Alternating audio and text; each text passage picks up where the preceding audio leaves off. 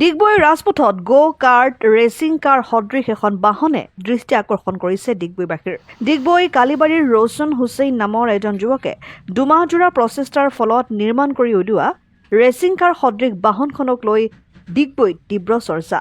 Software engineering ডিগ্ৰীধাৰী যুৱকজনে Hyundai generate বাহনখনত সংলগ্ন কৰি ৯০,০০০ টকা ব্যয় সাপেক্ষে নিৰ্মাণ কৰি উলিয়াইছে বিশেষ বাহনখন। পেট্ৰলেৰে চালিত বাহনখনে প্ৰতি লিটাৰ পেট্ৰলত প্ৰায় ৫০ কিলোমিটাৰ অতিক্ৰম কৰিব পৰা ক্ষমতাযুক্ত বুলি যুৱকজনে জানিবলৈ দিছে। বিশেষ বাহনখন নিৰ্মাণ কৰা যুৱকজনৰ এয়াই প্ৰথম প্ৰচেষ্টা যদিও আৰু বহুকেইটা বিজ্ঞান প্ৰযুক্তি সম্পন্ন পৰিকল্পনাৰ ওপৰত কাম কৰি আছে যুৱকজনে।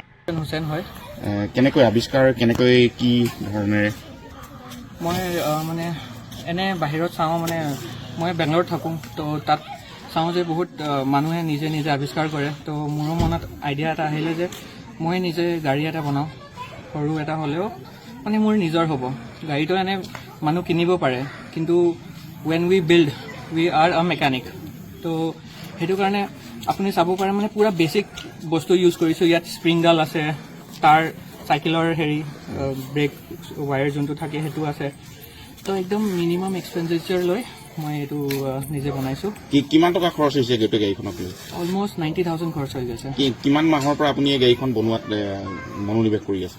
মানে মই এষ্টিমেট টাইম লৈছিলোঁ 6 মান্থছ, কিন্তু মই পাৰ্টছবিলাক পালোঁ অনলাইন, ইণ্ডিয়া মাৰ্টৰ পৰা চকাবিলাক পালোঁ, ষ্টেৰিংবিলাক পালোঁ।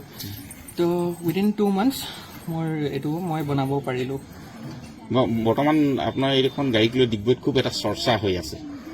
বহু মানুহে কৈছে এইখন কেনেকুৱা ধৰণৰ গাড়ী ওলাই গ'ল ৰাস্তাত, এই কেনেকুৱা মনত কি ধৰণৰ এটা অনুভৱ আপোনাৰ হৈছে? এইটো ভাল লাগে, পিপল ৰিয়েকশ্যন হ'লে মানে ইটছ আ গ্ৰেট থিং।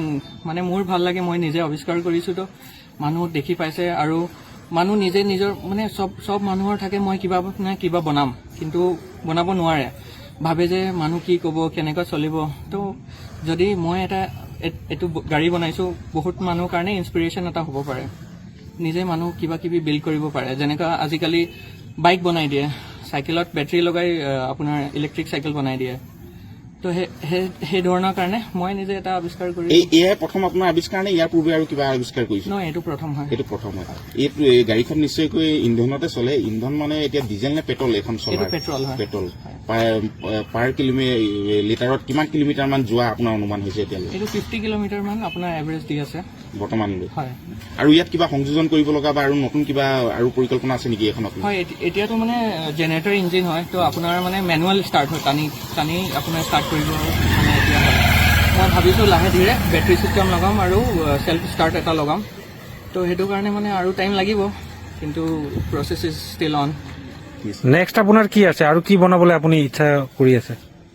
নেক্সট এনেই মই ঘৰত মানে ৱাইফাই জামাৰ এটা বনাই আছোঁ, যে কিবা মানে এটা ৱাইফাই জামাৰ আছে আৰু এটা আপোনাৰ মই বনাইছোঁ, এটা ডিভাইচ লৈছোঁ ফ্লিপাৰ 0, আমেৰিকাৰ পৰা ইম্পৰ্ট কৰিছোঁ।